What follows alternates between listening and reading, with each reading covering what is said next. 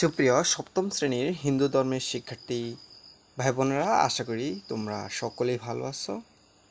তোমাদের হিন্দু ধর্ম পরীক্ষায় তোমাদের যে প্রশ্নটি আসবে, অর্থাৎ তোমাদের মূল্যায়নের দিন যে কাজগুলো করতে হবে, আমি তোমাদের সেই কাজগুলোর অ্যান্সারগুলো দেখিয়ে দিচ্ছি। প্রিয় শিক্ষার্থীরা, তার পূর্বে তোমাদের সবার প্রতি একটা রিকোয়েস্ট থাকবে, তোমরা যারা আনন্দ স্টাডি ভিডিও চ্যানেলটি সাবস্ক্রাইব করনি প্লিজ সাবস্ক্রাইব করে দিও, আর যারা করছো তাদেরকে অসংখ্য ধন্যবাদ। ঠিক আছে, তো এখানে তোমাদের প্রথম যে কাজটি, হিন্দু ধর্মীয় অনুষ্ঠানের অভিজ্ঞতা বিনিময় করি, অর্থাৎ তোমাদের প্রথম কাজটা হচ্ছে অভিজ্ঞতা বিনিময় করি। অর্থাৎ তোমার একজন বন্ধুর সঙ্গে আলোচনা করে নিচের মতো একটি চক বানিয়ে এটা পূরণ করতে বলা হচ্ছে। অর্থাৎ এই যে আমি হিন্দু ধর্মে যে অনুষ্ঠানগুলো দেখেছি, এটা একক কাজ। ঠিক আছে, এরপরে আমার বন্ধুরা হিন্দু ধর্মের অনুষ্ঠানগুলো যেগুলো দেখেছে, এই চকটা পূরণ করে তোমাকে এরকম একটা কাজ করতে হবে। তো আমি এখানে নমুনা অ্যান্সারটা দেখিয়ে দিচ্ছি। দেখো, এই যে তোমার দেখা যে কাজগুলো এবং তোমার বন্ধুর দেখা কাজগুলো, এরপর বলছে বন্ধুর দেখা অনুষ্ঠানের সঙ্গে আমার দেখা অনুষ্ঠানের যেসব ভিন্নতা খুঁজে পেয়েছি।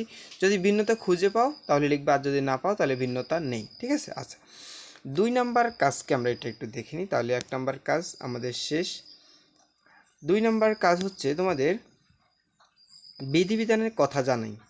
অর্থাৎ এখানে বলছে তুমি হিন্দু ধর্মে অনেক বিধিবিধান সম্পর্কে জেনেছো, তোমার দেখা অনুষ্ঠানগুলোতে যেসব বিধিবিধানের প্রয়োগ হয়েছে সেগুলো দলীয় আলোচনার মাধ্যমে লেখো।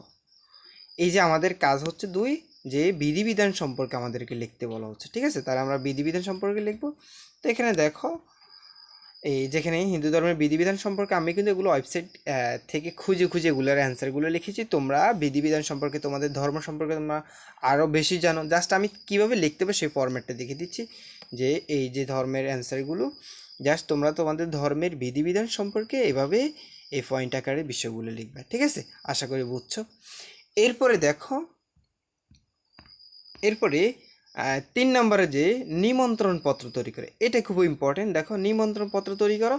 তবে মনে করো তুমি হিন্দু ধর্মীয় অনুষ্ঠানের আয়োজন করছো, তুমি একটা হিন্দু ধর্মের অনুষ্ঠান আয়োজন করছো, সেই অনুষ্ঠানে একজন নিমন্ত্রণ পত্র তৈরি করো। সেই অনুষ্ঠানের জন্য একটা নিমন্ত্রণ পত্র তৈরি করবে।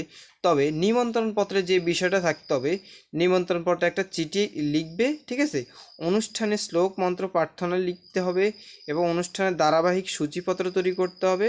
নিমন্ত্রণ পত্রটি আকর্ষণীয় করার জন্য কি করতে হবে, ডিজাইন বা রঙিন করে দিতে হবে। ঠিক আছে, তাহলে ঠিক এই আকৃতির তোমাকে একটা কি লিখতে হবে, নিমন্ত্রণ পত্র লিখতে হবে। আমার বলছি তোমাকে কি তৈরি করতে হবে, নিমন্ত্রণ পত্র তৈরি করতে হবে 3 নম্বর কাজে। ঠিক আছে, তাহলে আমরা কাজ 2 দেখলাম, এবার কাজ 3 দেখব। ঠিক আছে, তো দেখো প্রিয় শিক্ষার্থীরা, তোমাদের সবার প্রতি রিকোয়েস্ট থাকবে, যারা চ্যানেলটি সাবস্ক্রাইব করেনি প্লিজ সাবস্ক্রাইব করে দিও। ভিডিওটি ভালো লাগলে অবশ্যই একটা লাইক করে দিবা। ঠিক আছে, পরবর্তী পরীক্ষার মূল্যায়নের কার্যক্রমগুলো তোমরা কিন্তু ধারাবাহিকভাবে এই চ্যানেলে পাবে। ঠিক আছে, তো এখানে দেখো, এখানে বলছে কি বলছে, এই যে জায়গাতে দেখো, আমরা এই যেভাবে লিখি নিমন্ত্রণ পত্র যেভাবে সুদি দিয়ে শুরু করবে এভাবে লিখবে। তবে এখানে দেখো, আমি জাস্ট একটা নমুনা পত্র তৈরি করছি। তোমরা এখানে শুভেচ্ছা নিব জানাচ্ছি যে এখানে একটা জাস্ট তারিখ আমি ফরম্যাট শো করছি, তারিখ রোজ এই ইন্টার্নি চিকিৎসা পরিষদ। এখানে তোমরা জাস্ট তোমাদের একটা ধর্মীয় উৎসবের নাম লিখবে এবং সেই উৎসবটা সম্পর্কে দাওয়াত দিবে এভাবে। তারপর এখানে জায়গাটার নাম উল্লেখ করবা। ঠিক আছে, এটা হচ্ছে স্থানটার নাম উল্লেখ করবা।